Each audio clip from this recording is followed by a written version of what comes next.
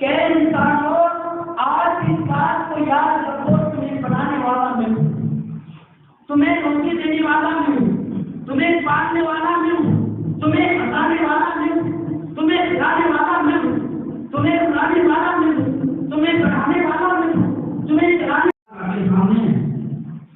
और आप देख रहे हैं कि आपके साथ किस तरह के जुल्म और जुल्म हो रहे हैं।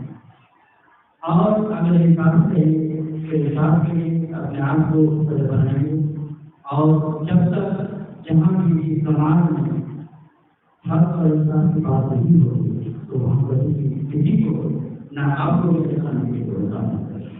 मैं ये खबर के साथ बातों का वर्णन कर रहा हूँ, और साथ ही साथ हमारा नजर है सारे इंसान आए हैं, मैं उनको दावा देता हूँ कि और उनका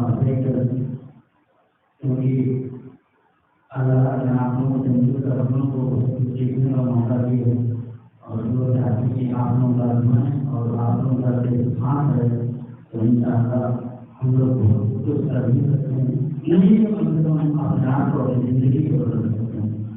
आप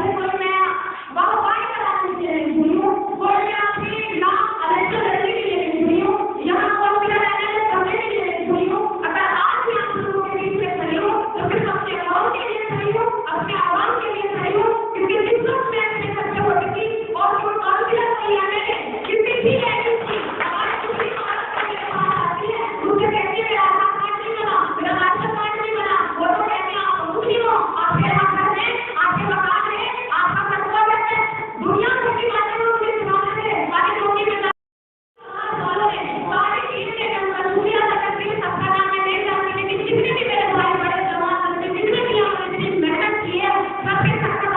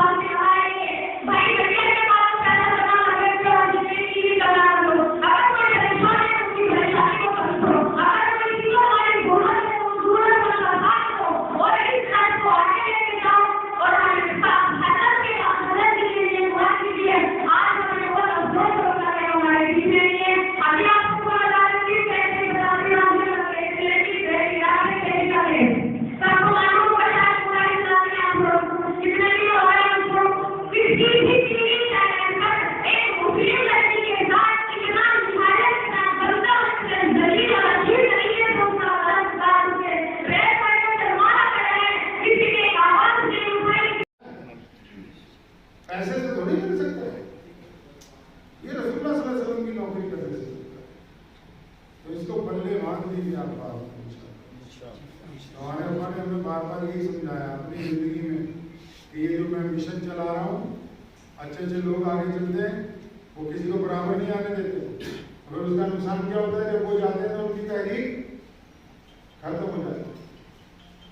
लेकिन अपनी जिंदगी में अपने मिशन को मुझे नहीं, मुझे जैसे कितने लोग और तैयार किए अपनी मस्जिद में, अपने जमात के अंदर एक ताकतवर लोगों के हाथ में अपना झंडा पकड़ा के फिर आखिरी वक्त में बार बार कलमा ला इलाहा इल्लल्लाह मुहम्मद रसूलुल्लाह पढ़ते हुए आखिर में दुरूद शरीफ पढ़ते हुए अपनी जान अल्लाह ताला की हुजूर। इसलिए इसको अपना अकीदा बनाए इंशाअल्लाह। तो ये काम कर लीजिए, बस नीयत को आग रखनी, अल्लाह आपकी मदद करेंगे। इन्हीं अल्फाज़ात के साथ फिर इजाज़त चाहता हूँ कि किसी ने कहा कि हमारे बाद ही हमारे तस्करे होंगे, हमारे बाद ही हमारे तस्करे होंगे, हमारे बाद ही महसूस कमी होगी। तो आपका अगर भाईचारा बन गया, मुझे याद है जब शरीफ बाबरी मस्जिद और राम मंदिर का फैसला आना था आज से 3 साल पहले, तो हमारे एसपी हेडक्वार्टर से धरम दैया की वो 2 बसें पुलिस की लेके जामा मस्जिद आए, सामने मंदिर है, इधर गुरुद्वारा है। तो आपने मुझे पूछा क्या बात होगी बाहर, मैंने कहा ऐसे ऐसे फैसला कोर्ट का, तो सिक्योरिटी के प्रबंध हो रहे हैं। कहता एसपी साहब को अंदर बुलाएं, दफ्तर में बुलाया। कहने कि आप बहुत इज्जतदार आदमी IPS हैं, लेकिन मेरी बात सुने, फैसला दिल्ली में होना है, हम तो कभी आपस में लड़ेंगे, आपकी यहाँ मौजूदगी हमारी बेइज्जती का बायस होगी। कि अगर ये समझे लोग कि शायद पुलिस ने अमल करवा दिया, आप जैसे आए हैं वैसे ही वापस।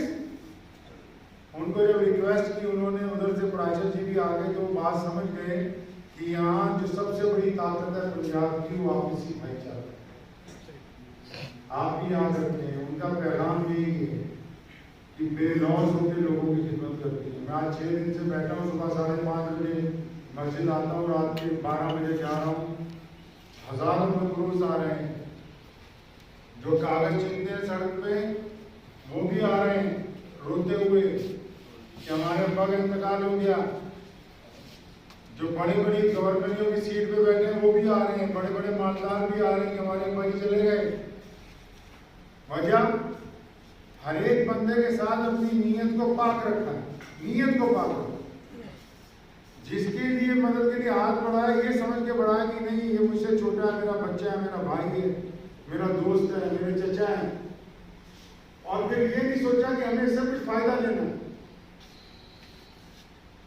तो सारी जिंदगी इसी काम के अंदर रहे कि हुजूर अकरम सल्लल्लाहु अलैहि वसल्लम चाहते हैं कि इंसानों को इज्जत दी जाए। किसको इज्जत दी जाएगी? हम लोग इज्जत तलाश करते हैं, लेकिन हम समझते हैं कि शायद एक दूसरे को धक्का मार के आगे हो जाएंगे तो इज्जत मिल जाएगी। नहीं, जो फलदार दरख्त होते हैं वो झुके हुए होते हैं।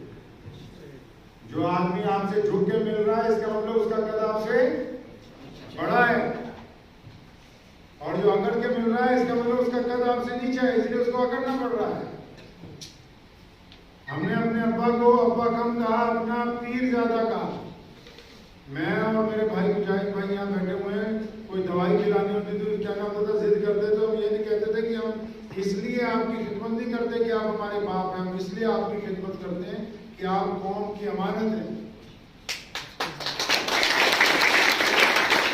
बाप तो बता एक दो लोग साहब यहाँ बैठे हुए हैं, पुराने लोगों में शहर के, और बहुत सारे हजरात जो आपके इलाके के हैं।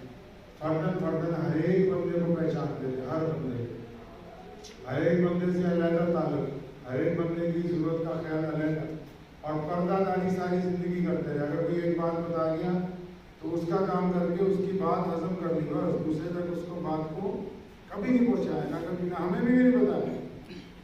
हमारे यहाँ घर में मेरी वालदा और हम लोगों को अपने ज़ाती काम में कभी ये नहीं दखल देने दिया कि मैं किस पे पैसे खर्च हूँ। लोगों की तो बीवियाँ नहीं होती जिन्हें। मेरी वालदा जब रो रही थी अब्बू के इंतकाल के बाद, तो जनाजे के बाद मैं घर पहुंचा, बड़ी ज़्यादा परेशान थी। तो मैंने उन्हें बात कही, मैं कहा अम्मा जी आपको पता है कि हमारा बाप इतना बड़ा आदमी कैसे बना?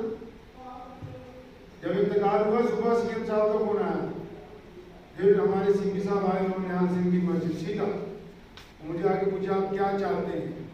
लोग क्या चाहते हैं आजकल, लोग क्या चाहते हैं कि कोई अगर चला जाए नौकरी दे दो, कोई जागीर दे दो। तो मैंने कहा मैं ये चाहता हूँ कि मेरे बाप ने सारी जिंदगी गरीबों को धक्का नहीं मारने दिया। आज जब जनाजा हो तो पुलिस जो है किसी एक बंदे के साथ भी गर्मी के साथ बात नहीं, ये हमारी ख्वाहिश है।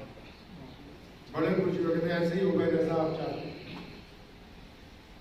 तो कभी नहीं, मैंने फिर अपनी अम्मा को कहा, मैं कहा आपको पता है कि हमारे अब्बू इतने बड़े आदमी कैसे बने? तो रोती रोती चुप हो गई है, तेरा मतलब क्या है? मैं कहा वो इतने बड़े इसलिए बन गए क्योंकि आप उनके साथ थी। हुज़ूर सल्लल्लाहु अलैहि वसल्लम को इस्लाम ने दिखाया ना, अम्मी खदीजा बिन कुबरा रज़ियल्लाहु तआला अन्हा हमारे नबी सल्लल्लाहु अलैहि वसल्लम के साथ थी।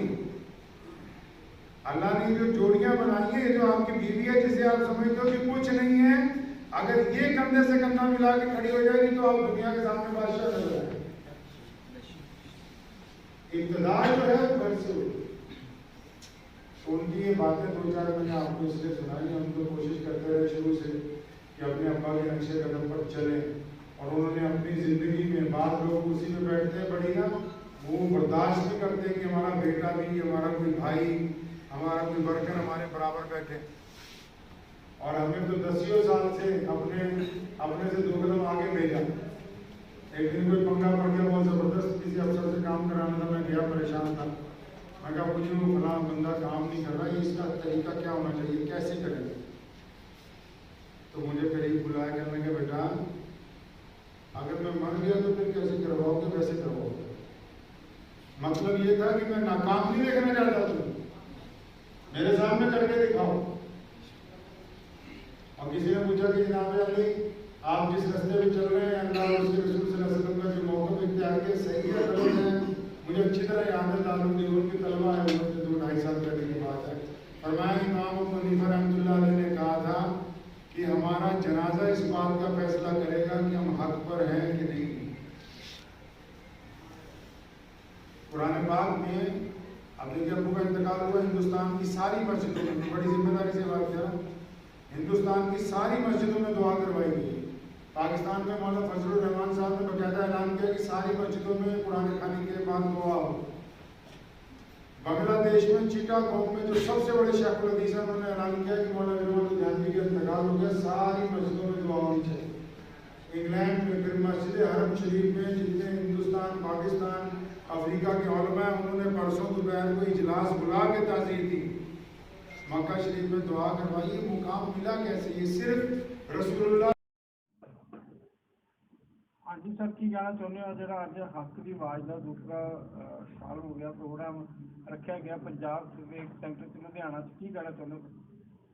जी, आज पहले तो हम लोगों के लिए ही नहीं बल्कि पूरे पंजाब के लिए और पूरे देश के लिए एक बहुत ही गमगीन और दुखदायक समय चल रहा है। लेकिन फिर भी उसके बावजूद भी आज हमारे जामा मस्जिद के सही इमाम हम लोगों के बीच आए और हौसला अफजाई किए। सबसे पहले उनका शुक्रिया अदा करता हूँ। और आज का जो प्रोग्राम था, क्योंकि हक की आवाज़ संगठन का 2 साल पूरा हुआ, जिस वजह से हम लोगों ने इस बार जो है संगठन का स्थापना दिवस नहीं बल्कि हम लोगों ने याद हबीब के नाम से एक प्रोग्राम रखा, क्योंकि ये वो शख्स थे जिनकी कुर्बानी शायद कोई नहीं भूल सकता। चाहे वो किसी भी राज्य से आए हुए प्रवासी मजदूर हो, चाहे वो किसी जाति और धर्म के हो, उनके लिए बहुत बड़ा योगदान रहा है। और हम लोग उन्हीं को याद करते हुए और भाई उस्मान रहमानी साहब को जो शाही इमाम चुना गया, इसके वजह से हम लोग जो है सोचे कि नहीं, हम लोगों को ऊपर वाले ने दुख के साथ एक खुशी भी दिया कि चलिए हम लोगों के पास हमारे बड़े इमाम साहब के बाद नए शाही इमाम आज शाही इमाम बने हैं, और साथ ही साथ उनको भी मुबारकबाद देते हैं। तो हम लोग बहुत बड़ी उम्मीद लेके हैं उनके साथ, क्योंकि अब तक उन्होंने जो कुछ भी किया है वो किसी भी स्वार्थ के लिए नहीं और जाति और धर्म से बिल्कुल अलग हट के पंजाब के लिए ही नहीं बल्कि पूरे भारत के लिए बहुत सी कुर्बानियाँ हैं इस परिवार का। तो हम लोग इसी तरह उम्मीद करते हैं कि भाई उस्मान साहब हम लोगों के लिए ही बल्कि पूरे देश भारत के लिए, अमन चमन के लिए इसी तरह लोगों के साथ कंधे से कंधे मिलाकर चलेंगे, हर मजलूम के साथ, जिसके ऊपर भी जुल्म तशद्दुद हो उनके साथ जिस तरह से पहले खड़े रहते हैं उसी तरह से उम्मीद करते हैं कि आगे भी खड़े रहेंगे। और हक की आवाज़ संगठन के तमाम सदस्यों का मैं शुक्रिया अदा करता हूं कि इस प्रोग्राम में इन लोगों का बहुत बड़ा योगदान रहा कि हमारे भाइयों ने मिलजुल करके इस प्रोग्राम को कामयाब किया। और इसमें SHO जमील साहब भी आए थे, उनका भी शुक्रिया अदा करते हैं। जो भी पहुँचे हैं सबका दिल से शुक्रिया अदा करते हैं और उम्मीद करते हैं कि अल्लाह हम लोगों को इसी तरह हमारे देश में प्यार मोहब्बत और अमन चमन बना रहे और हमारा देश तरक्की करे और हमारा भारत जिस तरह से हमेशा आज़ाद है उसी तरह से आज़ाद रहे और हम लोग मिलजुल करके हर दुख सुख में, हर खुशियों के साथ गम को भी अपना समझ करके मनाएं। बस यही कहेंगे, देशवासियों को यही कहेंगे कि हम लोग मोहब्बत और प्यार से ही इस देश का तरक्की कर सकते हैं, इस समाज का विकास कर। हाँ जी सर। जी मैं Abhishek Aliwal TCH youth groups of education and trust ਵੱਲੋਂ ਸਭ ਤੋਂ ਪਹਿਲਾਂ ਸਜਾਦ ਆਲਮ ਜੀ ਨੂੰ, ਇਹਨਾਂ ਦੇ ਫਾਊਂਡੇਸ਼ਨ ਦੇ ਸਾਰੇ ਮੈਂਬਰ ਨੂੰ ਬਹੁਤ ਜ਼ਿਆਦਾ ਵਧਾਈਆਂ ਦਿੰਦਾ ਸੈਕਿੰਡ ਫਾਊਂਡੇਸ਼ਨ ਡੇ ਦੀ। ਅਤੇ ਦੂਜੀ ਗੱਲ ਜੇ ਕਰੀਏ ਇਹਨਾਂ ਦੇ ਪ੍ਰੋਗਰਾਮ ਦੀ ਹੈਡਲਾਈਨ ਦੀ ਕਿ ਪੰਜਾਬ ਨੂੰ ਕਦੇ ਨਾ ਪੂਰਾ ਹੋਣ ਵਾਲਾ ਇੱਕ ਨੁਕਸਾਨ, ਜੋ ਕਿ ਪੰਜਾਬ ਦੇ ਨਾਇਬ ਸ਼ਾਹੀ ਇਮਾਮ ਸੀਗੇ, ਉਹਨਾਂ ਦੀ ਬੀਤੇ ਦਿਨੀ ਇੰਤਕਾਲ ਹੋਇਆ ਜਿਨ੍ਹਾਂ ਦਾ, ਅਤੇ ਉਹਨਾਂ ਦੀ ਯਾਦ ਵਿੱਚ ਕਿ ਪ੍ਰੋਗਰਾਮ ਔਰਗਨਾਈਜ਼ ਕੀਤਾ ਸੀ ਜਿੱਥੇ ਹਾਲ ਹੀ 'ਚ ਬਣੇ ਸ਼ਾਹੀ ਇਮਾਮ ਪੰਜਾਬ ਦੇ ਉਸਮਾਨ ਲੁਧਿਆਣਵੀ ਜੀ ਵੀ ਪਹੁੰਚੇ। ਅਤੇ ਮੈਂ ਇਹੀ ਮੈਸੇਜ ਦੇਣਾ ਚਾਹੂੰਗਾ ਕਿ ਹਮੇਸ਼ਾ ਜਿਨ੍ਹਾਂ ਨੇ ਹਮੇਸ਼ਾ ਲੋਕਾਂ ਲਈ ਕੰਮ ਕੀਤਾ, ਜਿਨ੍ਹਾਂ ਨੇ ਹਮੇਸ਼ਾ ਇੱਕ ਗਰੀਬ ਪਰਿਵਾਰਾਂ ਲਈ ਕੰਮ ਕੀਤਾ, ਇਹ ਨਹੀਂ ਕਦੇ ਜਾਤਾਂ ਪਾਤਾਂ ਨੂੰ ਨਹੀਂ ਦੇਖਿਆ। ਹੋ ਸਕਦਾ ਵੀ ਇੱਕ ਮੁਸਲਿਮ ਨੁਮਾਇੰਦੇ ਨੇ, ਬਟ ਕਦੇ ਵੀ ਉਹਨਾਂ ਨੇ ਜੋ ਉਹਨਾਂ ਕੋਲ ਗਏ ਆ, ਭਾਵੇਂ ਉਹ ਮੁਸਲਿਮ ਭਾਈਚਾਰੇ ਤੋਂ ਹੋਣ, ਭਾਵੇਂ ਉਹ ਸਿੱਖ ਭਾਈਚਾਰੇ ਤੋਂ ਹੋਣ, ਉਹਨਾਂ ਨੇ ਸਾਰਿਆਂ ਦੀ ਹੈਲਪ ਕੀਤੀ ਹੈ ਅਤੇ ਇੱਕ ਬੜਾ ਹੀ ਵਧੀਆ ਮੈਸੇਜ ਦਿੰਦੇ ਆ। ਇਹਨਾਂ ਨਾਲ ਇੱਕ ਪ੍ਰਿਤਪਾਲ ਸਿੰਘ ਜੀ ਪਾਲੀ ਹੁੰਦੇ ਆ ਜੋ ਕਿ ਦੁੱਖ ਨਿਵਾਰਨ ਗੁਰਦੁਆਰਾ ਪ੍ਰਬੰਧਕ ਕਮੇਟੀ ਦੇ ਮੈਂਬਰ ਨੇ, ਪ੍ਰਧਾਨ ਨੇ, ਅਤੇ ਉਹਨਾਂ ਨੇ ਇੱਕ ਐਗਜ਼ਾਮਪਲ ਸੈੱਟ ਕੀਤੀ ਆ ਪੂਰੇ ਪੰਜਾਬ ਦੇ ਲਈ ਇਹਨਾਂ ਦੇ ਭਾਈਚਾਰੇ ਨੇ, ਕਿਉਂਕਿ ਇਹ ਉਹਨਾਂ ਨੂੰ ਚਾਚਾ ਜੀ ਕਹਿੰਦੇ ਨੇ, ਉਹ ਉਹਨਾਂ ਨੂੰ ਭਤੀਜਾ ਮੰਨਦੇ ਆ। ਜਦੋਂ ਇਹ ਨਾਲ ਖੜ੍ਹੇ ਹੁੰਦੇ ਆ, ਜਦੋਂ ਇਹ ਆਪਸ 'ਚ ਹਰ ਸਟੇਜ ਨੂੰ ਸਾਂਝਾ ਕਰਦੇ ਆ, ਅਤੇ ਬੜਾ ਇੱਕ ਵਧੀਆ ਫੀਲ ਹੁੰਦਾ ਵੀ ਇੱਕ ਪਾਸੇ ਇੱਕ ਸਿੱਖ ਨੁਮਾਇੰਦਾ, ਇੱਕ ਪਾਸੇ ਇੱਕ ਮੁਸਲਿਮ ਨੁਮਾਇੰਦਾ, ਜੋ ਕਿ ਇੱਕ ਆਮ ਲੋਕਾਂ ਲਈ ਕੰਮ ਕਰਦੇ ਆ ਕਿ ਆਪਣੇ ਫਾਇਦੇ ਲਈ, ਕਦੇ ਆਪਣੇ ਸਵਾਰਥ ਲਈ ਨਹੀਂ ਕੰਮ ਕੀਤਾ ਇਹਨਾਂ ਨੇ, ਹਮੇਸ਼ਾ ਪੰਜਾਬ ਦੀ ਗੱਲ ਨੂੰ ਕੀਤੀ ਆ, ਹਮੇਸ਼ਾ ਪੰਜਾਬ ਦੇ ਲੋਕਾਂ ਲਈ ਲੜਾਈ ਲੜੇ ਆ। ਅਤੇ ਮੈਂ ਇੱਕ ਵਾਰੀ ਹੋਰ ਸਾਰੇ ਮੈਂਬਰਾਂ ਨੂੰ ਵਧਾਈ ਦੇਣਾ ਚਾਹਾਂਗਾ ਅਤੇ ਮੇਰੇ ਵੱਡੇ ਵੀਰ ਜਿਨ੍ਹਾਂ ਨੇ ਮੈਨੂੰ ਇੱਥੇ ਬੁਲਾਇਆ, ਸਜਾਦ ਆਲਮ ਜੀ, ਬਹੁਤ ਧੰਨਵਾਦ ਕਰਦਾ ਮੈਂ ਉਹਨਾਂ ਦਾ। ਅਤੇ ਇਹਨਾਂ ਦੇ ਨਾਲ ਜਿਹੜੇ ਹੁੰਦੇ ਆ ਆਪਣੇ ਰੋਸ਼ਨ ਅਫਰੋਜ਼ ਜੀ, ਹਾਰਨ ਸਾਨੀ ਜੀ, ਅਤੇ ਮੇਰੇ ਨਾਲ ਆਏ ਸਾਰੇ TCH ਯੂਥ ਦੇ ਮੈਂਬਰ, ਸਾਰਿਆਂ ਦਾ ਬਹੁਤ ਦਿਲੋਂ ਧੰਨਵਾਦ ਕਰਦਾ। ਅਤੇ ਮੈਂ ਬੇਨਤੀ ਕਰਾਂਗਾ ਕਿ ਇੱਦਾਂ ਹੀ ਪਿੱਛੇ ਨਾ ਹਟਿਓ, ਕਿਉਂਕਿ ਜੋ ਤੁਸੀਂ ਕਰ ਰਹੇ ਹੋ ਇਹ ਕੋਈ ਮਾੜੀ ਮੋਟੀ ਛੋਟੀ ਗੱਲ ਨਹੀਂ ਹੈਗੀ, ਕਿਉਂਕਿ ਕੋਈ ਕਰਦਾ, ਕਿਉਂਕਿ ਆਪਣੇ ਜਿੰਦਾ ਹੋਣ ਦਾ ਸਬੂਤ ਦੇਣਾ ਸਮਾਜ ਵਿੱਚ ਕਿ ਅਸੀਂ ਵੀ ਜੀ ਰਹੇ ਹਾਂ, ਕਿਉਂਕਿ ਨੋਰਮਲ ਲਾਈਫ ਤਾਂ ਸਾਰੇ ਜੀ ਰਹੇ ਆ, ਨੋਰਮਲ ਲਾਈਫ ਸਾਰੇ ਜੀਂਦੇ ਆ। ਹੁਣ ਅਸੀਂ ਉੱਥੇ ਹੀ ਪੈਦਾ ਹੁੰਦੇ ਹਾਂ, ਉੱਥੇ ਹੀ 10 ਸਾਲ ਦੇ ਹੁੰਦੇ ਹਾਂ, ਉੱਥੇ ਹੀ 15 ਸਾਲ ਦੇ ਹੁੰਦੇ ਹਾਂ, ਉੱਥੇ ਹੀ 20 ਸਾਲ ਦੇ ਹੁੰਦੇ ਹਾਂ, ਉੱਥੇ ਹੀ ਸਾਡਾ ਵਿਆਹ ਹੁੰਦਾ ਅਤੇ ਉੱਥੇ ਹੀ ਅਸੀਂ ਮਰ ਜਾਂਦੇ ਹਾਂ। ਕਿਸੇ ਨੂੰ ਨਹੀਂ ਪਤਾ ਲੱਗਦਾ ਸਾਡੇ ਸਿਰਿਆਂ 'ਤੇ ਘੱਟੋ ਘੱਟ ਨਹੀਂ 100 ਲੋਕ ਆ ਜਾਂਦਾ, 150 ਲੋਕ ਉਹ ਵੀ ਸਾਡੇ ਮੋਹਲੇ ਜਿਹਨੂੰ ਕਰਕੇ ਆਉਂਦੇ ਆ।